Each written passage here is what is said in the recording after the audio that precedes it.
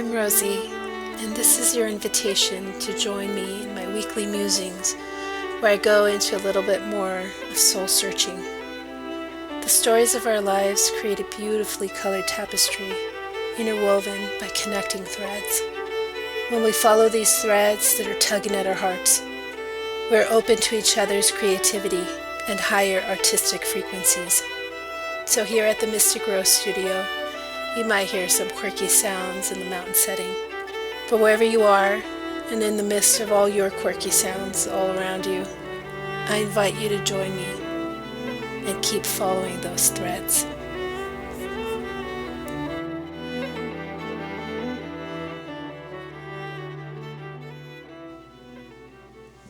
Hello, beautiful ones.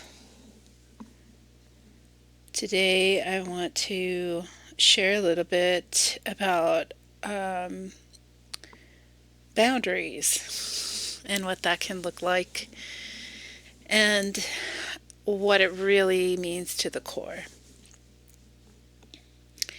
So I think that's something that a lot of people in this space talk about creating strong boundaries, but it looks differently to different people. For instance, if you are a parent and you have a small child, the boundaries have to be a lot thinner because they need you, they are dependent on you, and you oftentimes, they speak the language of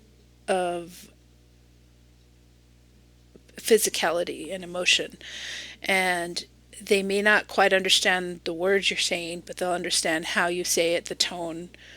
They really speak in frequency, and you need to be available for them, physically, emotionally, mentally, spiritually, all the things. And I'd say that also for anyone that is your dependent that you might be caring for. Now, if they're like an elderly parent, then while you are caring for them or you're with them, then there may be a different way that we set those boundaries. For instance, if there was already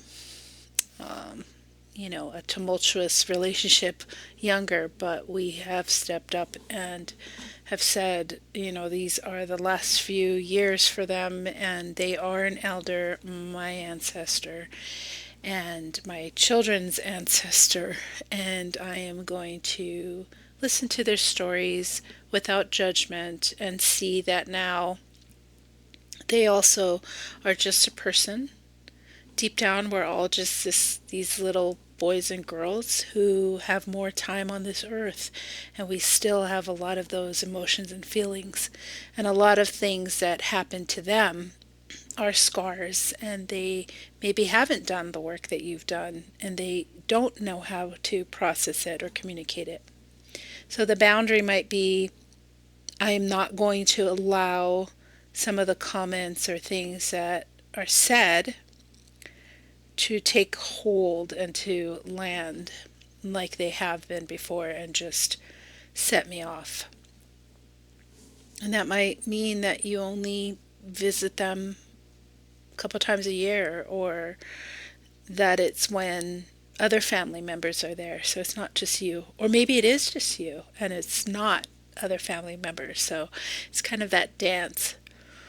But I think boundaries really mean that you're honoring yourself and that you allow that honoring to be shared with another. And that when you say no to something, no, I'm not going to allow this kind of bullying to happen, or I'm not going to allow my time to be stretched or not getting paid for my services. Someone keep needing something that they can do on their own. Saying no looks different in different ways and to different people in your life. So it's not just I say no to everyone because I'm honoring myself. You may have to say yes a lot more to your child. But by that saying yes to them, you are also honoring your role as their mother or father. So there's a reciprocation there. So it is in its right time and place that you set these boundaries, and they aren't hard lines. Sometimes you may say no to something because you are saying, I'm going to take the time to really see if that's something that I want to do and it feels good. And then you might come back and say, actually, it does. Yes. The answer is yes. And this is your life. So somebody on the outside can have their idea of who you are, but that's not who you are. You might show them a facet of yourself, but the more you get to know yourself, then that just shines through as honest as possible with everyone.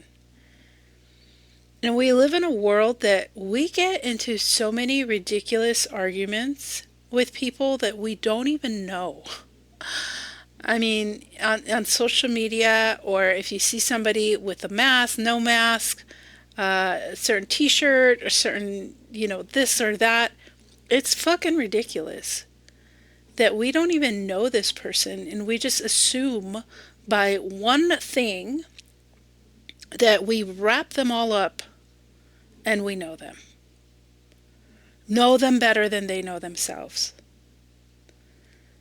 And how dare any of us assume that we know someone's story or what's going on in their life? Somebody can take a look at me and have a huge assumption about me. And oftentimes I think when conversations really open up and it's an exchange with respect, sometimes they're surprised of some of the things that I believe or think or see, or am willing to not have a set point on something, and I might feel one way because of the information I have, but I'm always open for more insight. I'm curious, and I never just have this fixed set idea of I'm on this side, you're on that side. Whose fucking side? We're all human race. We're on the same tide. And I think when we let go of the thought of I'm creating this firm boundary, this wall, that now I've actually boxed myself in. And then sometimes we get stuck in this, and we might actually rub up against what we believe to be true with some new information, but we do not allow ourselves to look at it or receive it or even be curious about it, because then that would change everything that we've been fighting for. And then we're limiting ourselves. We're really boxing ourselves in. Can we continue to grow, to expand, to be curious, to be the fool, and step out into the unknown? Even if it's just, this is information I'm getting, let me do a little bit of research. Because sometimes we trust a source blindly. And if you drop in and think, okay, that may be fact, but is it just facts for that person? Is it an interpretation? Or is that really what's going on in my day-to-day life? Is that true to my world, to me? And we need to go back to living by the golden rule. Do unto others as you would have them do unto you. And that's a complete sentence. That's it. Not if they are on the same, religion as us, if they have the same political views as us, if they have the same color of hair, gender, identity, any of it. How do you want to be treated? And stop assuming that you know everything about another person and that you can just tear them apart.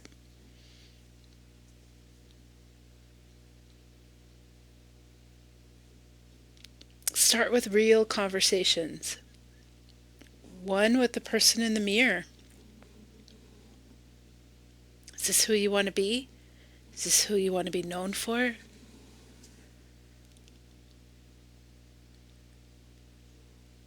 And then start expanding in your circle, because I know that it's easier to put up a new identity and be kind to people that you don't know because you don't have the past memories with them, the triggers, the trauma, the relationships. And it's easy sometimes to just start fresh. But you have to remember that just because you're put into a different environment doesn't mean you didn't take you with you. So if you haven't worked on yourself, then you will pluck yourself in another group, in another space, in another city, another state, another country, and you'll bring all that with you because the common denominator is you. And you can absolutely change everything and not physically change anything.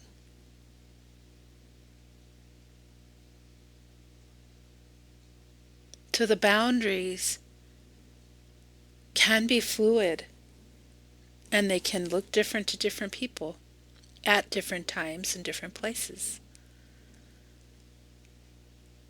But it's really setting that firm foundation within. Who am I? And that you always have a choice. And by not doing something is the choice.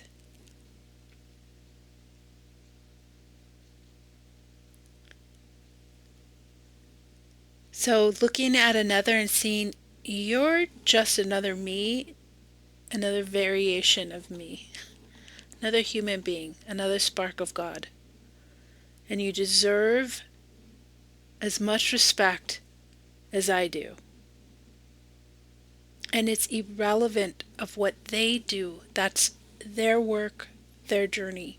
And by you doing your work doesn't mean you're better than somebody else.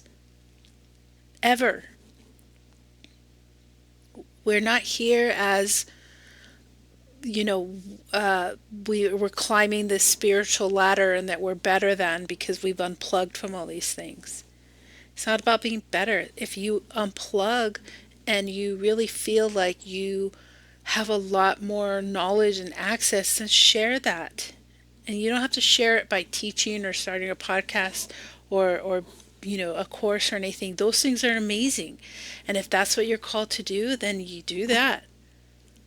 But it's also just sharing the love that comes from that, knowing that you are whole, holy, as you are now.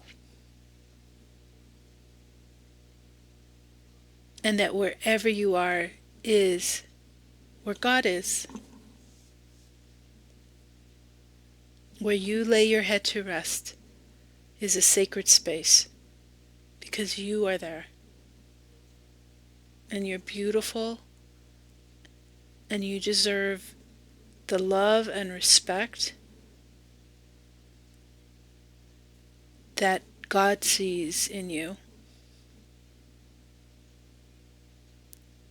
That those who are willing to see as God sees and love through those loving eyes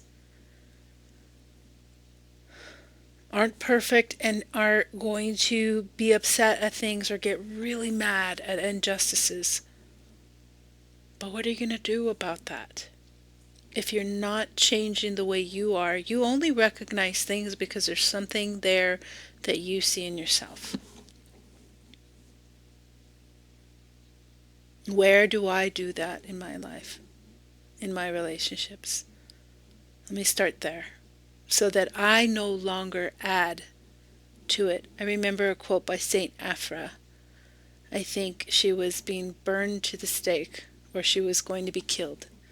Hung, maybe. I don't remember her story. I'm sorry, Saint Afra. But when they were trying to, get her to denounce her faith, she said she'd rather die. She said, I will no longer commit any more crimes against God.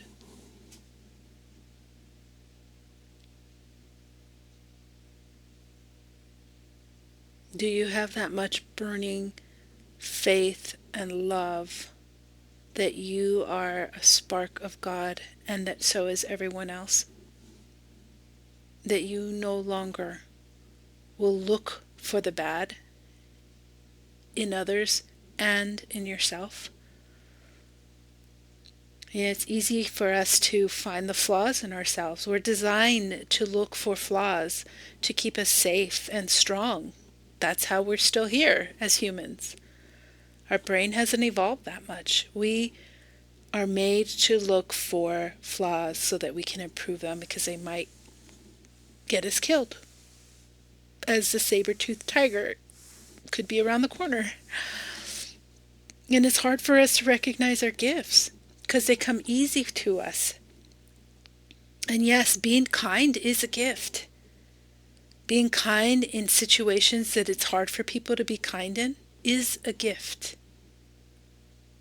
And often overlooked and not recognized. And I think it is one of the strongest character attributes that you walk this earth, and just by being a kind, loving person helps. That's enough. So be kind to yourself. Have some grace with yourself. Everything that you're doing is exactly you are doing it. It's not when you get to a certain point, then you do that. Then you've made it. You're doing it now. That's what it looks like. This is what it looks like, up-leveling.